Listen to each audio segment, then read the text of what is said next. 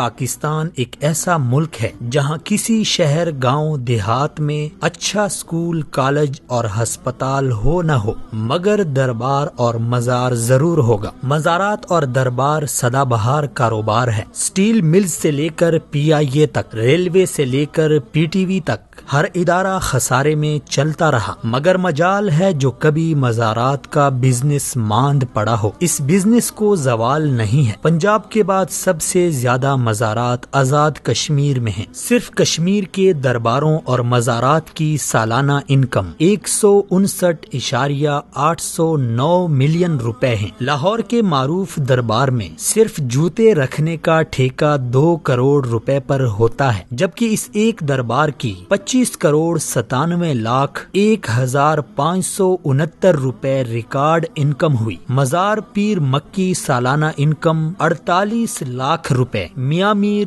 10 لاکھ روپے، مادو لال 6 لاکھ روپے، بی بی پاک دامن 31 لاکھ روپے، دربار شاہ رکن 24 لاکھ روپے۔ ان درباروں اور مزارات میں سے جو محکمہ اوقاف کے تحت ہیں وہاں کرپشن کے قصے زبان زد عام و خاص ہیں۔ ہزاروں دربار اور مزارات وہ ہیں جو محکمہ اوقاف کے تحت نہیں ہیں، ان کی انکم بھی مجاور اور مافیاز کھاتے ہیں۔ حالیہ دنوں صاحبزادگان گولڑا شریف کی شادی خانہ آبادی کے خوب چرچے ہیں۔ پیرزادوں کی شادی کی تقریبات سے ہی اندازہ لگائیں کہ مریدوں کے چندوں پر کس قدر شاہ خرچیاں ہو رہی ہیں۔ غریب مریدوں کے چندے سے منعقد مہنگے ہوٹل کی تقریب میں سیاستدان، صحافی، بیوروکریٹ تو تھے، شاید ہی کسی غریب مرید کو یہاں مدعو کیا گیا ہو۔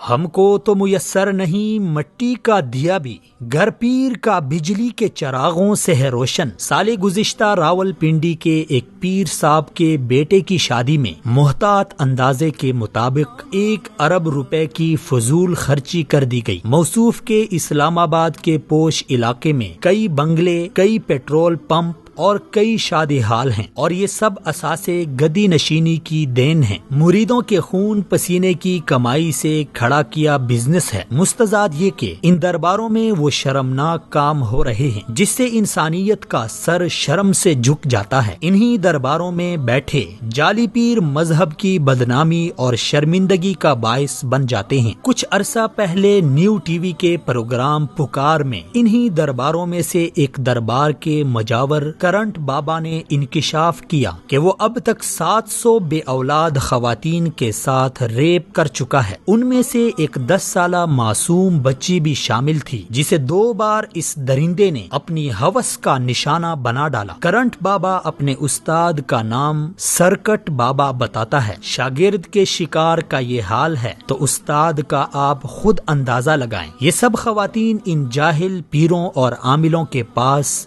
بے اولادی کا علاج کرانے جاتی تھی۔ یہ شخص انہیں جنسی درندگی کا نشانہ بناتا تھا اور پھر ڈرا دھمکا کر خاموش کراتا تھا کہ اگر کسی کو بتا دیا تو میرا موکل تمہیں جلا کر بھسم کرے گا، اور یہ خوف کے مارے چپ ہو جاتی تھی۔ اس طرح کے واقعات درباروں اور مزاروں میں تواتر کے ساتھ پیش آ رہے ہیں۔ یہ کوئی معمولی نوعیت کے جرائم نہیں ہیں۔ حکومت کو فوری طور پر مزاروں اور درباروں میں بیٹھے جعلی عاملوں اور پیروں کے خلاف کارروائی کرنی چاہیے تاکہ مزید عزتیں پامال ہونے سے بچ جائیں۔ ان درباروں میں فروکش پیروں کا بھی احتساب ہونا چاہیے کہ وہ غریبوں سے پیسے بٹور کر کیسے اپنی عیاشیوں میں اڑاتے ہیں۔